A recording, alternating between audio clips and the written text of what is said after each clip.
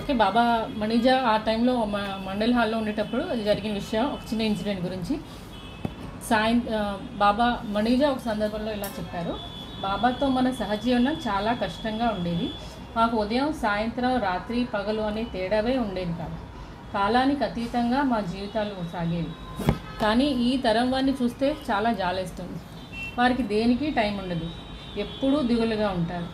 వారి ముఖంలో ఆనందం, సంతోషం అసలు కనిపించవు. కొందరికైతే కన్న తల్లిదండ్రులను చూడడానికి కూడా తీరిక ఉండదు. ఇక కుటుంబం, స్నేహితులతో కలవడానికి అసలే టైం దొరకదు. మరి కొంతమందిని చూస్తుంటాం కదా, వారెంతో హడావిడిగా, సమయం సందర్భం లేకుండా తికమక పడుతూ, నీరసంగా, నిలువుగా వంగిపోతూ, ఎందుకులే ఈ జీవితం అన్నట్టుగా ఉంటారు. ఎన్నో యుగాల నుండి బాధలను అనుభవిస్తున్నట్టుగా ఉంటారు. కనీస నిటారుగా కూడా నిలవలేని పరిస్థితుల్లో ఉన్నవాళ్ళు ఎందరో ఉన్నారు. మెహరాజాద్కు వచ్చిన కొంతమంది నాతో ఇలా చెప్తూ ఉండేవారు. ఇది మణిజా గారు చెప్తున్నారు. వారు ఈ జీవితకాలంలోనే 10 జీవితకాలాల పాటు అనుభవించాల్సిన బాధని ఈ జీవితంలోనే అనుభవించేశాము అంటూ వాపోతూ ఉంటారు. ఇలాంటి వారిని చూస్తుంటే నా మట్టుకు నాకు చాలా బాధ కలుగుతుంది. ఊపిరి సెలపునంత అలసట అనుభవిస్తున్నారు ఈ నేటి కాలం నాటి యువత. ఇంతకీ ఇలాంటి వారికి నేను చెప్పేది ఏంటంటే, ఈ అత్యంత వేగమయ జీవితానికి ఎక్కడో ఒక చోట స్వాంతన పలుకులు పలకాలి. వేగంగా వెళ్ళగల రోడ్డుపై కూడా వేగ నిరోధకాలు అంటే స్పీడ్ బ్రేకర్స్ మాదిరి ఈ తరానికి కూడా కొన్ని వేగ నిరోధకాలు అత్యవసరం అన్నారు. వేగ నిరోధకాలు అంటే ఎలా ఉండాలి అంటే, మణిజా ఒక కథ చెప్తున్నారు ఇందులో. ఒకానొక అడవిలో ఒక గొప్ప బందిపోటు దొంగ ఉండేవాడు. అతడు ఎంత భయంకరుడంటే ఆ అడవిలోకి వెళ్ళడానికి ఎవ్వరూ సాహసించేవారు కాదు. అతని పేరు అంగుళిమాల. అంగుళి అంటే చేతివేళ్ళు. అరణ్యంలో ఆ దారిన వచ్చిన వాళ్ళని చంపి వారి చేతి వేళ్ళను నరికి తన మెడలో మాలగా ధరించేవాడు ఈ బందిపోటు. అందుకే అతన్ని అంగుళిమాల అని పిలిచేవాడు. ఒకసారి గౌతమ బుద్ధుడు ఆ అడవిలోంచి ప్రయాణం చేయడం మొదలెట్టాడు. ఈ అడవి మార్గంలో ప్రయాణించడం చాలా ప్రమాదకరం అని ఎంతమంది చెప్పినా బుద్ధుడు వినలేదు. అయితే ఈ మార్గంలో ఈ బందిపోటు బుద్ధుడిని చూడగానే ఎవరి మూర్ఖుడు చావడానికి వచ్చాడు అనుకున్నాడు. బుద్ధుని సాధు వేషం చూసి, ఆహా, ఈ సాధువుని చంపి అతని చేతివేళ్ల మెడలో దండగా ధరిస్తే భలేగా ఉంటుంది అనుకున్నాడు. ఇలా అనుకుంటూ బుద్ధుడి వెంబడించసాగాడు అతను. కొంతసేపటి తర్వాత చూస్తే అతనికి ఆ బుద్ధునికి మధ్య దూరం పెరగసాగింది. బందిపోటు దొంగ గమనించాడు ఆ విషయం. బుద్ధుని వెనక ఎంత వేగంగా పరిగెత్తినా వారి మధ్య దూరం మరింత పెరుగుతూనే ఉంది. అటు చూస్తే బుద్ధుడు సాధారణంగా తన మానాన తాను నెమ్మదిగానే నడుస్తున్నాడు. బందిపోటు ఎంత వేగంగా పరిగెత్తినా లాభం లేకపోయింది. చివరాఖరికి అలసటతో బుద్ధుడిని ఉద్దేశించి ఆయన ఇక ఆగమని గట్టిగా కేకపెట్టాడు. నేను ఆగే నిల్చున్నాను. ఇది నీ సమయం. ఇప్పుడు నీ వంతు. నువ్వే ఆగాలి అన్నాడు బుద్ధుడు. ఇక్కడ ఆగటం అంటే బుద్ధుని మాటల్లోని అర్థం వివరిస్తూ మనస్సు ఆగాలి సుమా అని మణిజా గారు వివరించారు. బాబావారి సందేశాన్ని మణిజా ఉటంకిస్తూ, మనస్సు సాధారణంగా పనిచేస్తే మనిషి, మనస్సు వేగంగా పనిచేస్తూ ఉంటే పిచ్చివాడు, మనసు నెమ్మదిగా పనిచేస్తూ ఉంటే మస్తులు, మనస్సు ఆగిపోతే భగవంతుడు అని బాబా నిర్వచించారని గుర్తు చేశారు. ఇది ఎలా సాధ్యమవుతుంది అని వివరిస్తూ మణిజా అందుకే స్పీడ్ బ్రేకర్లు అంటే వేగ నిరోధకాలు అవసరం అన్నారు. వేగ నిరోధకాలు అంటే ఏమిటి స్పష్టంగా వివరిస్తూ ఇలా చెప్పారు. వీలు చిక్కినప్పుడల్లా మెహరాబాద్కు బాబా దర్శనానికి రావడం ఒక రకంగా గొప్ప స్పీడ్ బ్రేకర్ అన్నారు. అలా వీలు కాని పక్షంలో మీ ప్రాంతంలో ఉన్న స్థానిక మెహరాబాద్ సెంటర్లోకి వెళ్ళడం కూడా ఒక స్పీడ్ బ్రేకర్ అన్నారు. ఇది కానప్పుడు బాబా ప్రేమికుల్ని కలుసుకోవడం, బాబా సాహిత్య పఠనం, బాబా గురించి మాట్లాడుకోవడం కూడా మనస్సు రమారమి వేగాన్ని అదుపులో ఉంచుతుంది అని మణిజా గారు తన అనుభవాన్ని పంచుకున్నారు. ఏ క్షణంలో తీరిక చిక్కినా అప్పుడు బాబా నామస్మరణ చేయడం వల్ల మనస్సు మన అదుపులో ఉంటుంది అన్నారు. ఇవన్నీ ఇలా కొనసాగిస్తే మనస్సు వేగం క్రమంగా తగ్గుతుంది.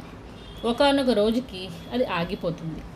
మానవ జీవన లక్ష్యమైన భగవద్ ఐక్యం జరుగుతుంది అని ఆమె ముగించారు. ఇది నా అనుభవంతో చెప్తున్న మాటలు అని ఆమె అన్నారు. బాబా ట్రస్ట్ పని ఒత్తిడిలో సతమతమయ్యే సమయంలో ఈ స్పీడ్ బ్రేకర్లు నా మనసుకు ఎంతో ఉపశమనాన్ని కలిగిస్తాయని ఆమె చెప్పారు. మనం ఎంతగా బాబాను తలుచుకుంటూ ఉంటే అంతగా మన మనస్సుకి ఊరట లభిస్తుంది అన్నారు. ఇంకో చిన్న సంఘటన చెప్తుందాం. ఇది బాబావారి సోదరి మణి రాసిన లేఖ సారాంశం. అందులో అమెరికా నుంచి ఓ గుర్తు తెలియని వ్యక్తి బాబాకు ఒక లేఖ రాశాడు. అతను ఆ పోస్టల్ కవర్పై రాసిన అడ్రస్ కూడా సరిగ్గా లేదు. అలాంటి ఉత్తరం మెహరాజాద్కి అసలు ఎలా చేరిందో ఎవ్వరికీ అంతుపట్టని విషయం. అదొక మహత్యమే అనుకోండి. ఆ లేఖ రాసిన వ్యక్తి తన వ్యక్తిగత వివరాలు రాశాడు కాబట్టి అతని పేరు చెప్పడం లేదు, కానీ ఈ లేఖలోని సారాంశం బాబాతో అతని అనుభవాన్ని అందరికీ తెలియజేయమన్నట్లుగా ఉంది. అతగాడు ఆ ఉత్తరంలో ముందుగా బాబాని ఉద్దేశించి ఇలా చెప్పారు: నన్ను క్షమించండి, నాకు మిమ్మల్ని ఎలా పిలవాలో కూడా తెలియదు. నా గురించి మీకు బాగా తెలుసు. నేను చెప్పేది మీకేమీ కొత్త కాదు కూడా. నేను అమెరికాలో 1967 నుంచి ఉంటున్నాను. నేను బల్గేరియా దేశస్థుడిని. గత 23 సంవత్సరాలుగా చేయని తప్పుకి నేను శిక్షలు అనుభవిస్తున్నాను. చివరాఖరికి వారు నా గురించి తెలుసుకుని నిరపరాధిగా వదిలిపెట్టారు. ఆ కష్టాలు అనుభవించే సమయంలో నేను కంటికి కనబడని దైవీ సహాయాన్ని వేడుకున్నాను. 1967 జూలై 19న నేను అమెరికా చేరుకున్నాను. ఒక రోజున మెట్లు దిగుతూ కాలు జారి పడిపోయాను. నా వెన్నుముక ఎడమ మోచేయి బాగా దెబ్బతిన్నది. ఆపరేషన్ చేశారు. ఆ తర్వాత 2 నెలలకు నా భార్యకు ఆపరేషన్ చేసి ఓ ట్యూమర్ తొలగించారు. అమెరికాలో మంచి డాక్టర్లు అయితే తప్పకుండా దొరుకుతారు, కానీ చాలా ఖరీదుతో కూడుకున్నది. ఇది ఇలా ఉంటే కొద్ది రోజుల్లోనే డాక్టర్లు నాకు మరోమారు ఆపరేషన్ చేయాలి అన్నారు. నాకు ఇది పరీక్షా సమయం. ఈ సమయంలోనే ఒక అత్యంత అద్భుతం జరిగింది. దీన్ని అద్భుతం అనాలో లేకపోతే మహత్యం అనాలో నాకే తెలియడం లేదు. నేను ఆ సమయంలో మెలకుగానే ఉన్నాను, లేకపోతే ఈ విషయాన్ని నేను కూడా నమ్మేవాడిని కాదు. ఆ రోజు రాత్రి, అంటే 1968 నవంబర్ 26 రాత్రి, ఒక చిత్రమైన శబ్దానికి నాకు మెలకువ వచ్చింది. ఆ తర్వాత నేను పడుకున్న గది అంతా కళ్ళు మిరుమిట్లు గొల్పేంత వెలుగు నిండిపోయింది. ఆ వెలుగులోంచి ఒక మానవ రూపాన్ని నేను చూశాను. అతను బల్గేరియా భాషలో భయపడొద్దు, నన్ను గుర్తుపట్టావా అని అడిగాడు. అవును, గుర్తుపట్టాను, నీవు మెహర్ బాబా అని తడుముకోకుండా జవాబిచ్చాను. ఇక్కడ నేను ఒక విషయం చెప్పాలి. మెహర్ బాబా అని పేరు గల వ్యక్తి గురించి నేను ఎప్పుడూ వినలేదు. అయితే 4 నెలల క్రితం ఎవరి ద్వారానో ఆ పేరు నేను విన్నాను. అంతకు మించి మెహర్ బాబా గురించి నాకేమీ తెలియదు. అయినా ఆయన చూస్తూ మెహర్ బాబా అని ఎందుకన్నానో ఇప్పటికీ నాకు అర్థం అవడం లేదు. నన్ను గట్టిగా నమ్ముకో, నీకు సహాయం లభిస్తుంది అని అభయం ఇచ్చాడు. ఆ తర్వాత తిరిగి ఓ వింత శబ్దంతో గది అంతా చీకటి అలుముకుంది. దాంతో నిద్రపోతున్న నా భార్య మేల్కొంది. నేను తెలియని ఓ ఉద్వేగభరితమైన స్థితిలో 2 రోజులు ఉండిపోయాను. ఆ పరిస్థితే మీకు ఉత్తరం రాసేలా నన్ను ప్రోత్సహించింది. నాకు మీరు తప్పక సహాయం చేస్తారని గట్టి నమ్మకం ఉంది.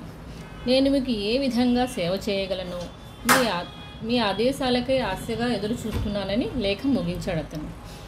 ఈ ఉత్తరం అందిన వెంటనే బాబా తన కార్యదర్శి అయినటువంటి ఆదికీరనిచ్చే ఇలా ఉత్తరం రాయించారు: నీ కష్టాలే నిన్ను మెహర్ బాబా దగ్గరకు చేర్చాయి.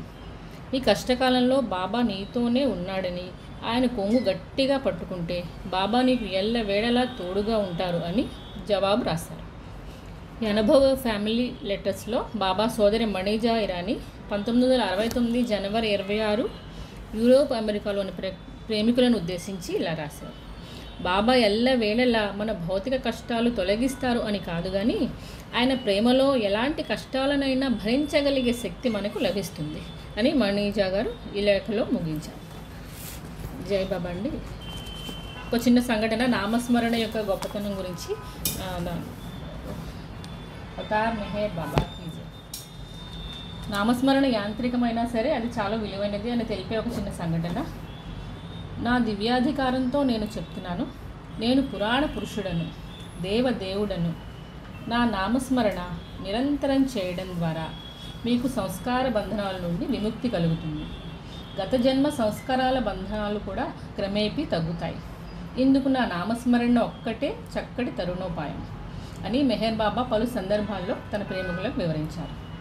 ఈ విషయమై మండలి సభ్యుడైనటువంటి ఏరేజ్, మెహర్ బాబా నామం యాంత్రికంగా స్మరించినా ఉపయోగం ఉంటుందా అని ఒక మెహర్ బాబా ప్రేమికుడు అడిగిన ప్రశ్నకు జవాబుగా ఈ విధంగా వివరించారు. రామాయణాన్ని మనకు అందించిన వాల్మీకి గురించి ఎరిచ్ ఇలా అన్నారు. ఆ రోజుల్లో వాల్మీకి ఒక గజ దొంగ. దారి దోపిడీలు చేసి ప్రయాణికులను దోచుకునేవాడు, కొందరిని చంపివేసేవాడు. ఇదంతా తన కుటుంబ పోషణ కోసం చేస్తున్నాను అని చెప్పేవాడు. ఇలా కొన్ని వందల మందిని అతను నిలుదోపిడీ చేస్తాడు. ఒక సందర్భంలో ఒక సద్గురువు ఆ దారి వెంట ప్రయాణిస్తూ ఉండగా వాల్మీకి ఆయన ఎదుట పడతాడు. సద్గురువు ఆశ్చర్యంతో ఇలా ఎందుకు చేస్తున్నావు అని ప్రశ్నించాడు. నా కుటుంబ పోషణార్థం ఈ పని నేను చేస్తున్నాను అన్నాడు. నాకు చేతనైన పని ఇది ఒక్కటే అని అన్నాడు వాల్మీకి. ఇది మహాపాపం కాదా అడిగాడు సద్గురువు. ఇది నీ భార్య పిల్లలకు తెలుసా? వారు నీ పాపభారాన్ని పంచుకుంటారా అని అడిగాడు. ఓ తప్పకుండా అన్నాడు వాల్మీకి. నా ఈ కష్టమంతా వాళ్ళ కోసమే కదా అన్నాడు. అయినా నీవెప్పుడైనా అడిగావా? లేదంటే వెంటనే వెళ్ళి అదేదో కనుక్కుని రమ్మన్నాడు సద్గురువు. నేను అటు వెళ్ళగానే పారిపోదాం అనుకుంటున్నావా అడిగాడు వాల్మీకి. లేదు లేదు, కావాలంటే నన్ను ఓ చెట్టుకు కట్టేసి వెళ్ళిరా అన్నాడు సద్గురువు. సద్గురువుని దగ్గరలోని చెట్టుకు కట్టేసి వాల్మీకి ఇంటికి వెళ్ళి తన భార్య పిల్లలతో జరిగిందంతా చెప్పాడు. తన పాపంలో పాలు పంచుకుంటారా అని అడిగాడు. వాళ్ళెవ్వరూ అందుకు అంగీకరించలేదు. సరికదా అతన్ని తిరస్కరించారు. దాంతో జ్ఞానోదయమైన వాల్మీకి సద్గురువు దగ్గరికి వెళ్ళి ఆయన కాళ్ళ మీద పడి క్షమించమన్నాడు. తన పాపాలకు ప్రాయశ్చిత్తం చేయమన్నాడు. ఎంత కష్టమైనా ఆచరిస్తాను అన్నాడు. గురువు అతడిని ఒక చోట కదలకుండా కూర్చుని రామ రామ అని దైవనామం చేయమన్నాడు. అప్పటికి రాముడు అవతారం దాల్చలేదు. రామ అనే నామం శాస్త్రాలలో దైవనామం అని చెప్పబడింది. అయితే వాల్మీకి మాత్రం నేను దైవనామం చేయను అన్నాడు. సరే అయితే నీవు మరా మరా అని స్మరణ చేసుకున్నా పర్వాలేదు అన్నాడు గురువు. మరా అంటే హిందీలో చనిపోవడం అని అర్థం. ఇందుకు వాల్మీకి అంగీకరించాడు. అతను అదే ప్రదేశంలో కొన్ని సంవత్సరాల పాటు కూర్చొని మరా మరా మరా మరా అని నామస్మరణ చేయసాగాడు. మరా మరా అని జపిస్తూ ఉంటే కొన్నాళ్లకు రామ రామ అని నిరంతర నామస్మరణతో ఆఖరికి అతనికి భగవత్ సాక్షాత్కారం లభించింది. ఇదే దైవనామస్మరణకున్న శక్తి అని ఏరిచ్ గారు చెప్పడం ముగించారు. ఇంకొక చిన్న సంఘటన అండి, 2 నిమిషాలు. భగవన్నామం యొక్క గొప్పతనం గురించి ఒక చిన్న సంఘటన. ఈ కథని ఏరిచ్ మండలి హాల్లోనే పదే పదే చెప్తూ ఉండేవారు. నిరంతర భగవన్నామస్మరణ వల్ల భగవదైక్యం కలుగుతుంది అని చెప్పే కథ ఇది. భగవన్నామం నిరంతరం స్మరించండి. అలా చేయడం వల్ల ప్రతి ఒక్కరూ ఏదో ఒక రోజున దేవదేవుడు అవుతారు అని ఓ గురువుగారు తన శిష్యపర్వం వరకు తరచూ చెప్తూ ఉండేవారు. ఆయన ఎక్కడికి వెళ్ళినా, ఎక్కడ ప్రసంగించాల్సి వచ్చినా ప్రధానంగా ఈ అంశాన్నే మరింత అర్థమయ్యేలా చెప్పేందుకు ప్రయత్నించేవాడు. నిరంతర దైవనామ స్మరణకు ఆయన అత్యంత ప్రాధాన్యత ఇచ్చేవాడు. ఒక సందర్భంలో గురువు ఇలా తన సందేశం ఇస్తుంటే ఆ సభలో నుంచి ఓ వ్యక్తి లేచి నిలబడి, అర్థం లేని విషయాన్ని చెబుతున్నావు, కేవలం నామాన్ని స్మరిస్తే భగవంతుడు అయిపోతావా అని గురువుగారిని ప్రశ్నించాడు. గురువుగారి ప్రసంగానికి అడ్డు వచ్చాడు, అవహేళన చేస్తాడు. అయితే గురువుగారు ఇదేమీ పట్టించుకోలేదు. సరికదా తన ప్రసంగాన్ని కొనసాగించాడు. దీంతో ఆ ప్రశ్న వేసిన వ్యక్తి అసహనంతో తన ప్రశ్నకు తక్షణం జవాబు ఇవ్వాలి అని పట్టుపట్టాడు. గురువుగారు కోపంతో సిడాన్ యూ బాస్టర్డ్ అని చివాట్లు పెట్టాడు. ఆయన తన ప్రసంగాన్ని కొనసాగించాడు. గురువుగారు తనని ఈ విధంగా నిందించేసరికి ఆ వ్యక్తి అవాక్కయ్యాడు. నోట మాట రాక దిగ్భ్రాంతితో కుర్చీలో కూలబడ్డాడు. కొద్దిసేపటి తర్వాత అతను షాక్ నుంచి తేలుకొని ఆలోచించిన కొద్దీ అతనిలో కోపం కట్టలు తెంచుకుంది. తాను బహిరంగంగా అవమానించబడ్డాడు అని మరింత ఆవేశంతో రగిలిపోతూ లేచి నిలబడగానే గురువు అతనికేసి ఓ క్షణం చూసి, నీకేమైంది, ఎందుకలా ఉన్నావు, నేను ఏమైనా బాధిస్తోందా అని ప్రశ్నించాడు. మీరు నన్ను అనరాని మాటలతో నిందించారు, నన్ను దూషించారు కూడా. అందుకు మీరు ముందుగా నాకు క్షమాపణలు చెప్పాలి అని నిలదీశాడు. గురువుగారు ఆశ్చర్యపోతూ, నిన్ను ఒక్క పేరుతో ఒక్కసారి పిలవగానే నీలో వచ్చిన మార్పుని గమనించు. ఆపదానికే అంత శక్తి ఉంటే భగవన్నామానికి ఎంతటి శక్తి ఉంటుందో ఆలోచించమన్నాడు గురువు. భగవన్నామాన్ని పదే పదే స్మరిస్తుంటే కాలక్రమంలో ఏం జరుగుతుందో పరిశీలించమన్నాడు గురువు. నిత్యం భగవన్నామ స్మరణ ఎందుకు చేయమన్నాడో మీకు అర్థమవుతుంది అని వివరించాడు గురువు. జై బాబా.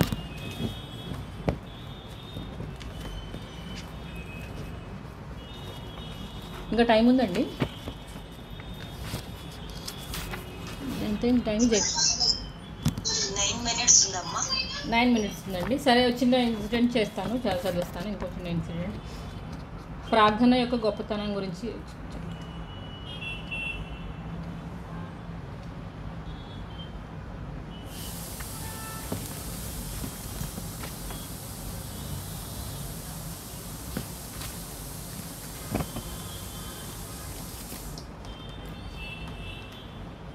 ఒక నిమిషం.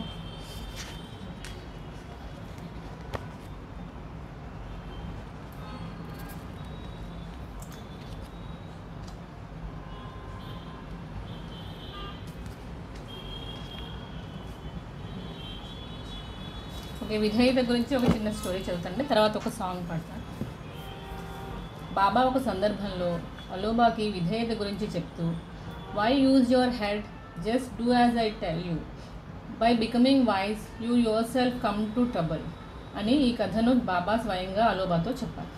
ఒకసారి నీలాంటి వాడే షామ్స్ తబ్రీజ్ అనే సద్గురువుని తన ఆధ్యాత్మిక ప్రగతికి సహాయం చేయమని కోరాడు. సద్గురువు అందుకు అంగీకరిస్తూ తాను చెప్పినట్లే చేయమని, తన సొంత తెలివితేటలు ఉపయోగించవద్దని ఆదేశించాడు. ఇలా కొన్ని రోజులు గడిచాయి. ఒక రోజున సద్గురువుతో కలిసి ఒక నదిని దాటవలసి వచ్చింది. అయితే ఆ రోజున నది వరదతో వేగంగా ఉధృతంగా ప్రవహిస్తుంది. దానిని దాటడం అసాధ్యంగా ఉంది. ఈ మాటనే సద్గురువుతో ప్రస్తావిస్తూ, స్వామి, నదిని దాటడం ఎలాగా అని అడిగాడు. అందుకు గురువుగారు జవాబుగా, షామ్స్ షామ్స్ అని తలుచుకో, నామజపం చేస్తూ తన వెనుక రమ్మనమని చెప్పాడు.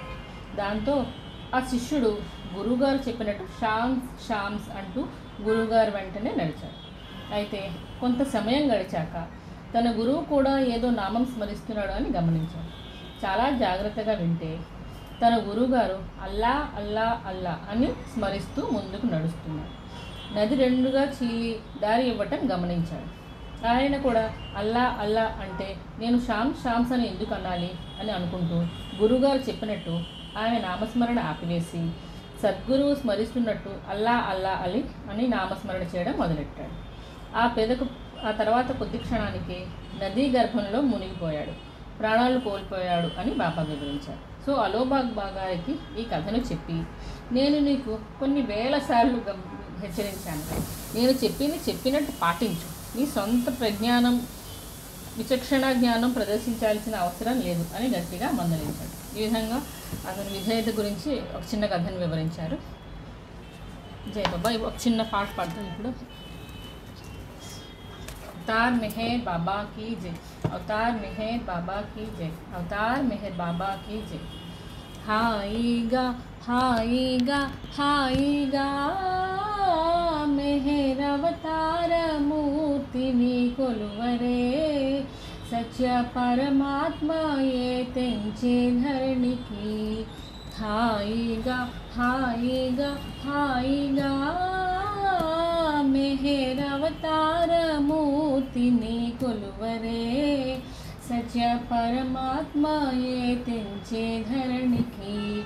हाईगा हाईगा हाईगा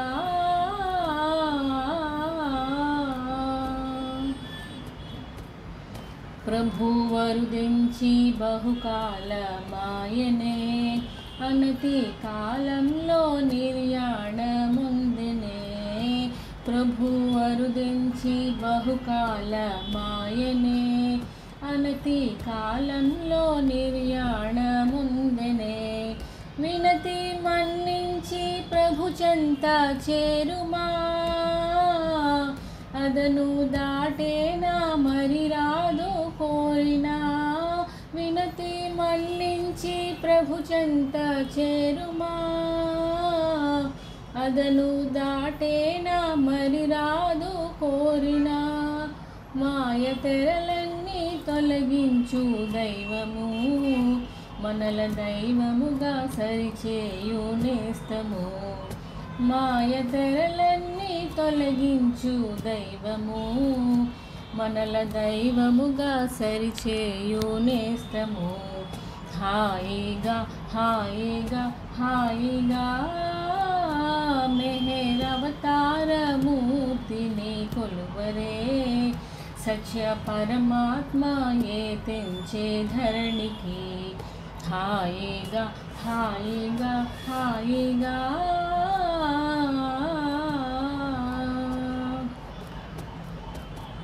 ప్రతి అవతార యుగమందు దైవము, మరలా అరుదెంచెదనని ఆనతిచ్చెను. ప్రతి అవతార యుగమందు దైవము, మరలా అరుదెంచెదనని ఆనతిచ్చెను. సమయమొచ్చింది ప్రభు వచ్చి పిలచినా, పిలుపు వినరేలా మరి రాదు కోరినా.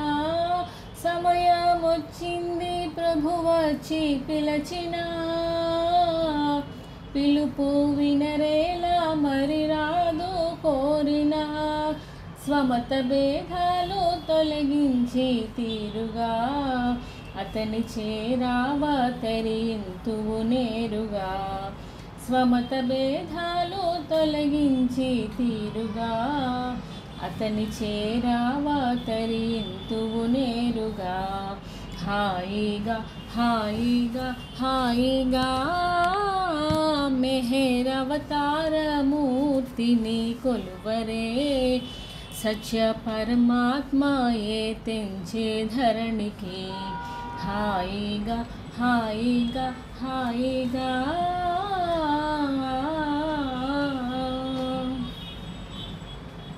జగతి భీభత్సము కానున్నది భావిలో, ప్రగతి పంధాయే మారిపోవునంతలో.